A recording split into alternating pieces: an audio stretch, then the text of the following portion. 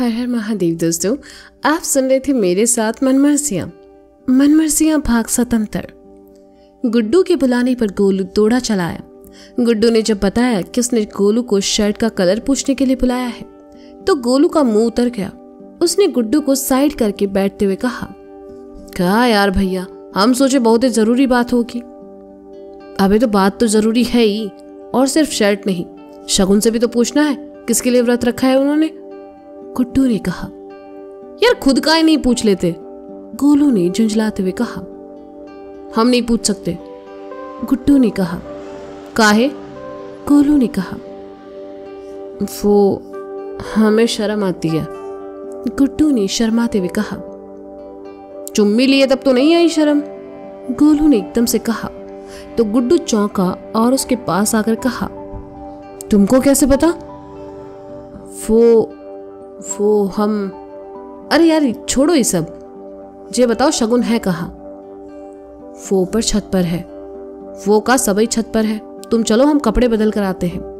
गुड्डू ने कहा तो गोलू उठा और छत पर चला आया। चांद अभी निकला नहीं था। शगुन और वेदी वहीं खड़ी आसमान की तरफ देख रही थी। मिश्राइन भी वही पास ही झूले पर बैठी पूजा का सामान जमा रही थी। गोलू शगुन और वेदी के पास चला आया और कहा, जी आज मिश्रा खानदान के दोनों चांद किसके इंतजार में है?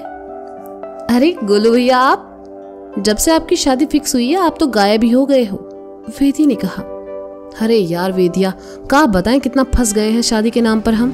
घर के काम संभालो, बाहर के भी संभालो, पूछो मत। गोलू ने कहा, गोलू जी आज तो पिंकी ने भी आपके लिए व्रत रखा होगा, फिर उसे छोड़कर आप यहाँ क्या कर रहे हैं? शगुन ने पूछा। है ना वो मिस्टर गुड्डू, उन्होंने फोन करके हमें बुलाया है यहाँ, वरना कहाँ हम मीठा खा रहे होते। गोलू ने पिंकी के बारे में सोचते हुए कहा, मीठा? वेदी ने कहा तो गोलू ने उसे साइड करते हुए कहा, बाबू तुम ना ज्यादा दिमाग ना लगाओ, हमें भाभी से कुछ जरूरी बात करनी है। जी गोलू जी कहिए, शगुन ने कहा। गोलू शगुन की थोड़ा करीब आया और फुसफुसाते हुए कहा, काहे तड़पाए रही हो? किसे? शगुन ने हैरानी से कहा, अरे हमारे गुड्डू भैया को। बताए काहे नहीं देती कि आपने ये व्रत उन्हीं के लिए रखा है? गोलू ने कहा, अच्छा तो इसलिए उन्होंने आपको यहां बुलाया है। गोलू जी आप तो जानते ही हैं आज का ये व्रत गुड्डू और मेरे रिश्ते के लिए कितना इंपॉर्टेंट है। आज भला मैं किसी और के लिए व्रत क्यों रखूंगी? बिल्कुल मैंने उन्हीं के लिए रखा है। शगुन ने कहा तो गोलू ने शगुन की बलाएं लेते हुए कहा, अरे बस यही सुनना था हमें, हमारे गुड्डू भैया कितने किस्मत वाले हैं, है ना? हाँ, लेकिन शायद आपको पिंकी की परवाह नहीं है। वो बेचारी भूखी प्यासी आपकी राह देख रही होगी और आप यहाँ हैं। आपको पिंकी के पास होना चाहिए था। शगुन ने कहा, हाँ गोलू भैया, भाभी सही कह रही हैं, कहीं ऐसा ना हो पिंकी आपकी जगह किसी और ही चांद को छलनी से देख ले। वेदी ने गोलू को चिढ़ाते हुए कहा, अरे ऐसे कैसे, हम मर गए हैं क्या? हम अभी जाते हैं। कहते हुए गोलू छत से दीवार फांद कर जाने लगा तो शगुन ने रोकते हुए कहा, अरे गोलू जी यहाँ कहाँ से जा रहे हैं? दरवाजे से जाइए ना। अरे भाभी ऐसे जल्दी पहुंचेंगे। कहते हुए गोलू दीवार फांद कर बगल वाली छत पर कूद गया और वहां से पिंकी के घर की तरफ चला गया।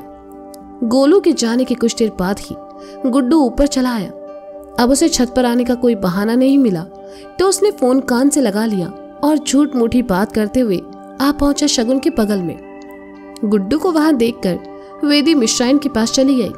शगुन ने एक नजर गुड्डू को देखा और फिर दीवार के पास खड़ी होकर आसमान में देखने लगी।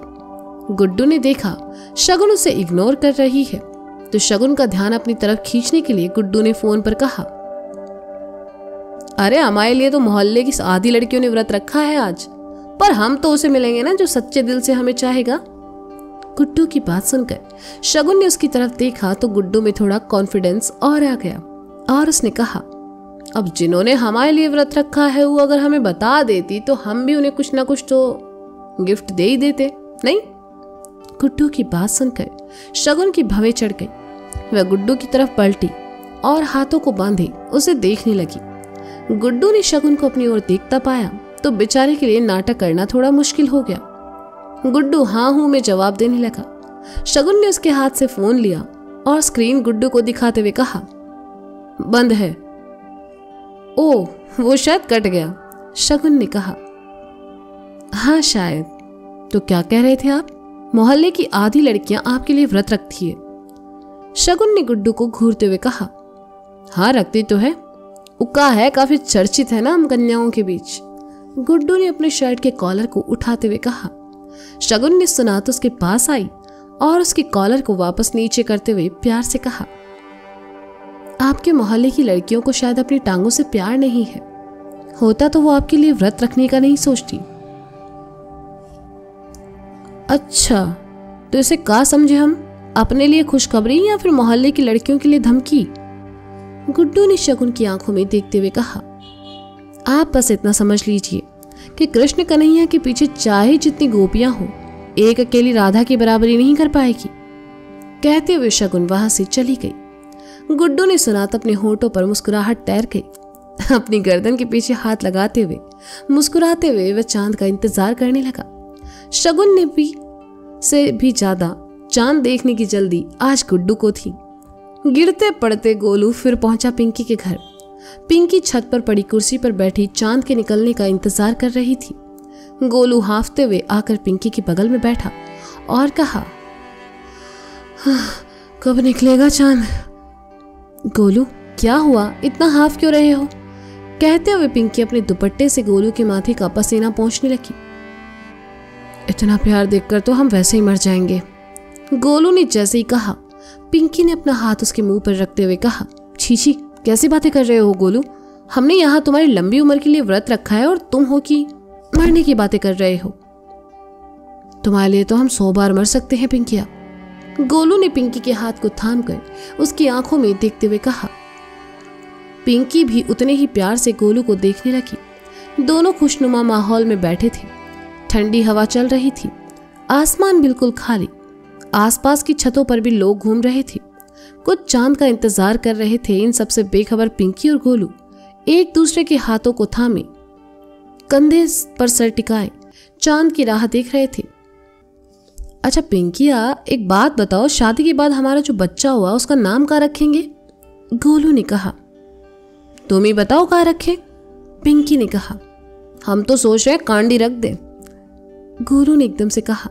का जे कैसा नाम है? पिंकी ने अपना सर गोलू के कंधे से हटाते हुए पूछा। अरे इतने बड़े कांड के बाद पैदा होगा हमारा बच्चा, इसलिए कांडी नाम रखेंगे, गोलू ने कहा। छी, कैसा नाम है?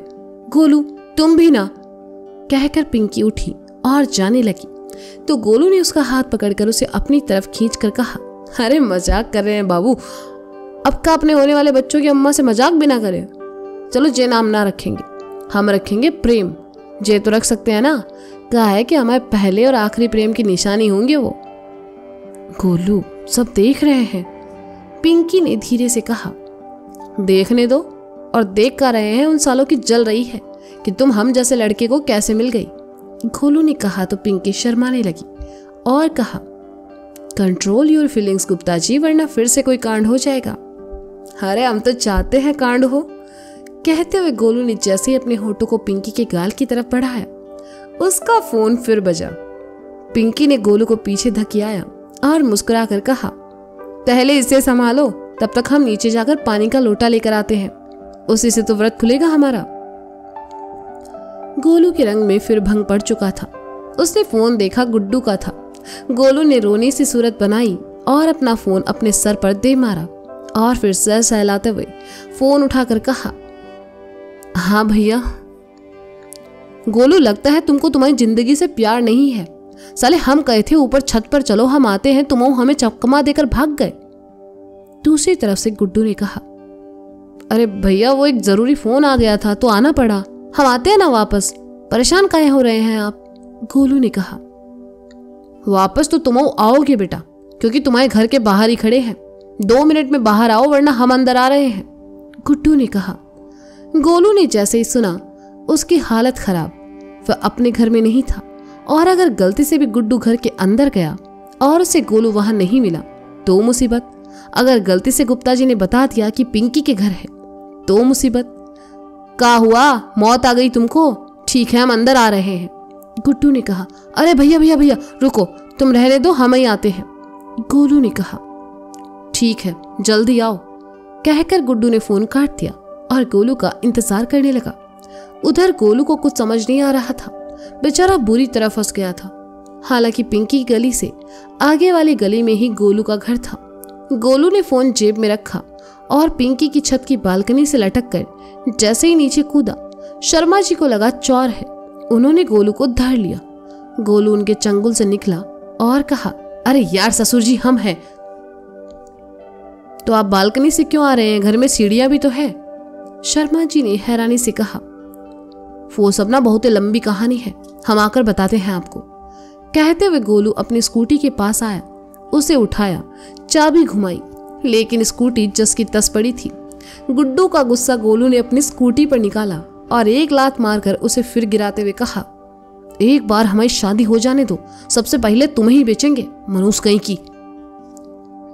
जैसे तैसे गोलू अपने घर के पीछे पहुंचा, वहीं से दीवार फांदकर अंदर आया। गोलू के अम्मा और पिताजी इस वक्त छत पर थे। घूमते घामते उन्होंने जब गली की तरफ देखा तो गुड्डू को खड़े देखकर कहा, अरे गुड्डू, यहाँ क्या कर रहे हो इतनी रात में? चचा वो गोलू से कुछ काम था, गुड्डू ने कहा। पर गोलू तो यहाँ है ही नहीं, वो तो। गुप्ता जी ने इतना ही कहा, तभी घर का दरवाजा खुला और गोलू ने आते हुए कहा, हम यही हैं, हम कहाँ जाएंगे? गुप्ता जी ने देखा तो हैरानी से आंखें फैल गई। कुछ देर पहले ही गोलू ने बताकर गया था कि पिंकी के घर जा रहा है और अब अचानक घर से निकला है। पर तुम तो बाहर गए थे, गुप्ता जी ने कहा। हाँ तो वापस भी तो आए। गुड्डू भैया चलो यार, इनके सवालों का जवाब देने के लिए रुके तो सुबह हो जाएगी, गोलू ने कहा। वो सब तो ठीक है, पर जो तुम्हारे अंदर से लेडीज परफ्यूम की खुशबू कहाँ आ रही है? गुड्डू ने गोलू को सूंघते हुए कहा। वो हम लगाए हैं ना, हमारे वाला खत्म हो गया तो अम्मा का लगाए लिए, गोलू ने झूठ कह दिया, जबकि वो परफ्यूम पिंकी का था, जिससे कुछ देर पहले ही गोलू चिपक रहा था। तुम्हारी अम्मा परफ्यूम भी लगाती है? गुड्डू ने हैरानी से कहा। अरे हमारी अम्मा लाली पाउडर सब लगाती है, आप हमें लेने आए हो या ये सब पूछने? गोलू ने भड़कते हुए कहा। अच्छा ठीक है, हम तो बस ऐसे ही पूछ रहे थे, बैठो, गुड्डू ने कहा। तो गोलू उसके पीछे आ बैठा और दोनों वहां से निकल गए। रास्ता गुड्डू के घर जाने वाला नहीं है। देखकर गोलू ने पूछा, अब इतनी रात में कहाँ जा रहे हैं हम?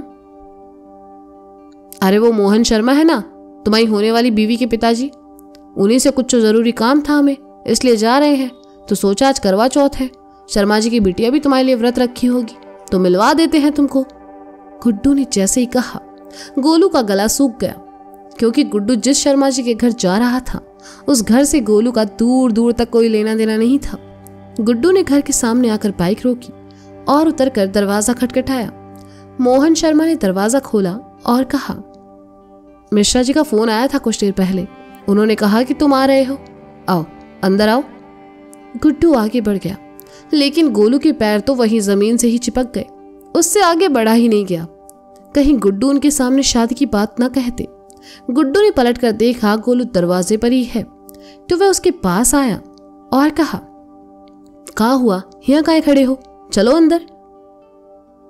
भैया वो शादी से पहले ससुराल नहीं जाते ना, इसलिए हम बाहर ही ठीक है, गोलू ने कहा। तुम ये सब कब से मानने लगे, चलो आओ, कहते हुए गुड्डू उसे भी अंदर खींच लाया। गोलू बस मन ही मन भगवान का नाम जप रहा था। मोहन जी ने गुड्डू को लिस्ट और पैसे दिए और कहा, मिश्रा जी से कहना बाकी हम जल्दी ही भिजवा देंगे। अरे कैसी बातें कर रहे हैं आप, आराम से दे दीजिएगा, अब हम लोग चलते हैं, गुड्डू ने कहा। गुड्डू ने जैसे ही कहा गोलू की जान में जान आई, वह गुड्डू से भी पहले निकल गया। गुड्डू बाहर आया और कहा, यार भाभी तो दिखी नहीं, मिलती तो तुम्हें भी दिखा देते। हमने बहुत करीब से देखी है, अब घर चलते हैं, गोलू ने कहा। हाँ लेकिन मोहन शर्मा है एक नंबर के कंजूस, अपनी बिटिया की शादी तुमसे करने वाले हैं, लेकिन तुमको एक गिलास पानी तक नहीं पूछा, गुड्डू ने बाइक स्टार्ट करते हुए कहा। अरे छोड़ो ना भैया, ससुरा खुन्नस खा के बैठा है, लव मैरिज जो कर रहे हैं, गोलू ने कहा। तो गुड्डू ने बाइक आगे बढ़ा दी। गुड्डू के पीछे बैठे गोलू का फोन बजने लगा। फोन पिंकी का है। ये देखकर गोलू की हालत इस वक्त और परेशानी में हो गई। उसकी हालत ऐसे ही थी जैसे आगे कुआ पीछे खाई। ना वह गुड्डू के साथ जा सकता था, ना पिंकी के पास। उसका फोन बजते देखकर गुड्डू ने कहा, अरे गोलू फोन बज रहा है, उठा लो। फोन से अच्छा है महादेव हमको ही उठा ले, साला इतनी भसड़ भी हमारे अकेले की जिंदगी में। गोलू ने रुआंसा होकर मन ही मन कहा और फोन काट कर जेब में रख लिया। तो दोस्तों क्या लगता है आपको, क्या गोलू अपना करवा चौथ पिंकी के साथ मना पाएगा? क्या गुड्डू जान पाएगा कि शगुन ने किसके लिए रखा है करवा चौथ का व्रत? मुझे पता है आपको सब पता है, और जानने के लिए सुनते रहिए मन मर्जियां मेरे साथ। बाय।